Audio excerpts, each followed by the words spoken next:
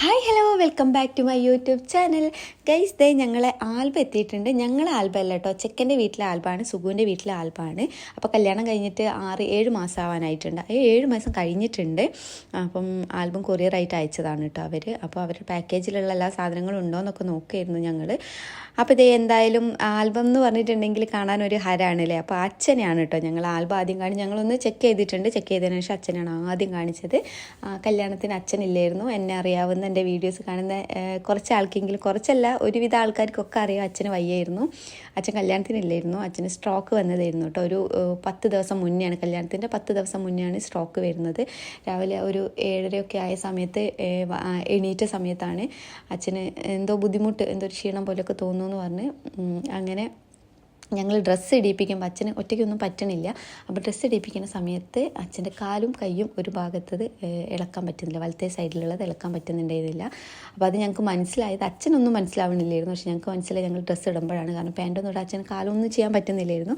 അങ്ങനെ ഇവിടെ നിന്ന് സംസാരിച്ചുകൊണ്ട് നടന്നുകൊണ്ട് തന്നെ കേട്ടോ പോയത്. താങ്ങിയിട്ടുണ്ട്, താങ്ങി പിടിച്ചിട്ടാണ് കൊണ്ടുപോയതെങ്കിലും നടന്നിട്ടാണ് പോയത്, സംസാരിച്ചുകൊണ്ടാണ് പോയത്. പക്ഷേ അവിടെ എത്തുമ്പോഴേക്ക് അച്ഛൻ മൊത്തത്തിൽ വീക്കായിട്ടുണ്ടായിരുന്നു. ആ കിടപ്പ് പിന്നെ കല്യാണം കഴിഞ്ഞ് ജനുവരി 5 വരെ ആ കിടപ്പ് തന്നെയായിരുന്നു. നോർമലി അല്ലായിരുന്നു ആൾ.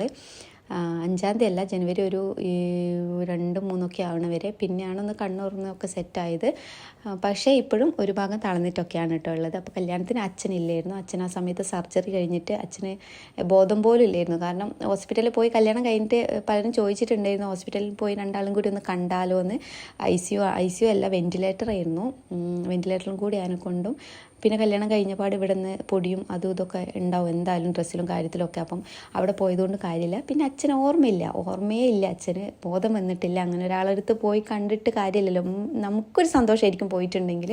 പക്ഷെ അച്ഛൻ്റെ കിടപ്പ് കണ്ടിട്ടുണ്ടെങ്കിൽ അതിലും വലിയ പ്രശ്നമായിരിക്കും കേട്ടോ. കാരണം അച്ഛൻ അങ്ങ് കാണാൻ കൂടി പറ്റില്ലായിരുന്നു. മുടിയൊക്കെ വടിച്ചു, സർജറി ഉണ്ടായിരുന്നു, ഒരു വലിയൊരു സർജറി ഉണ്ടായിരുന്നു കേട്ടോ. അപ്പോൾ മുടിയൊക്കെ വടിച്ചു, താടിയൊക്കെ വടിച്ചു. മൊത്തത്തിൽ നമ്മൾ അന്ന് വരെ കണ്ട ഒരു അച്ഛനല്ലായിരുന്നു സ്ട്രോക്ക് വന്ന്, അതായത് വീണ് കഴിഞ്ഞതിന് ശേഷം ഉണ്ടായിരുന്നു കേട്ടോ. ഇപ്പോഴും അതേ അവസ്ഥയാണ്.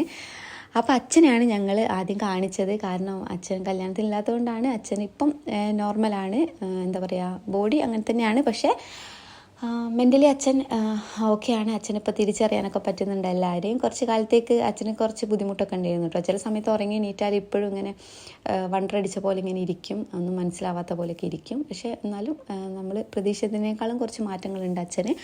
അപ്പോൾ അച്ഛനെയാണ് കാണിച്ചത്. അതിലാകപ്പാടുള്ള കുറച്ച് ഞങ്ങളുടെയൊക്കെ ഫോട്ടോ ആയിരുന്നു. കാരണം ചെക്കൻ്റെ വീട്ടിലെ ആൽബം ആയതുകൊണ്ട് തന്നെ നമ്മളെ ഫോട്ടോസൊന്നും അധികം ഇല്ല. പിന്നെ കുറച്ച് ഞങ്ങൾ കുട്ടികളെ കുറച്ച് ആൾക്കാരുടെ ഫോട്ടോസ് മാത്രമായിരുന്നു അതിലുണ്ടായിരുന്നു കേട്ടോ.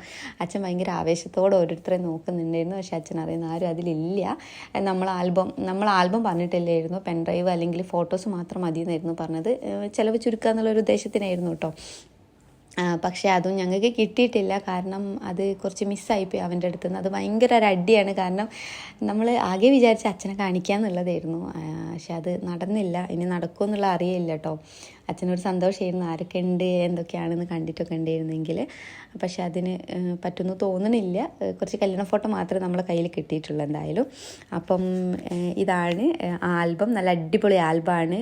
പാക്കേജ് കുറേ സാധനങ്ങളൊക്കെ ഉണ്ട് കേട്ടോ. ഫ്രെയിം ഉണ്ട്, മിനി ആൽബം ഉണ്ട്, വലിയ ആൽബം ഉണ്ട്, പിന്നെ കലണ്ടർ ഉണ്ട്, ചെറിയൊരു പെൻഡ്രൈവ് ഇടാനുള്ള അവരുടെ വീഡിയോസ് ഫോട്ടോസൊക്കെ ഉള്ള ഒരു പെൻഡ്രൈവ് ഇടാനുള്ള ഒരു ബോക്സ് ഉണ്ട്. അങ്ങനെയൊക്കെയാണ്. അപ്പോൾ അതേ അച്ഛൻ ബാക്കി ഫോട്ടോസൊക്കെ കാണുന്നുണ്ട്. നമ്മളെന്തായാലും വീഡിയോ ഇവിടെ നിർത്തുകയാണ്. അപ്പോൾ വീഡിയോ ഇഷ്ടമായിട്ടുണ്ടെങ്കിൽ ലൈക്ക് ചെയ്യാനും ഷെയർ ചെയ്യാനും കമൻറ്റ് ചെയ്യാനും സബ്സ്ക്രൈബ് ചെയ്യാനും മറന്നു പോയിട്ട് കേട്ടോ. അപ്പോൾ ടാറ്റ, ബൈ ബൈ.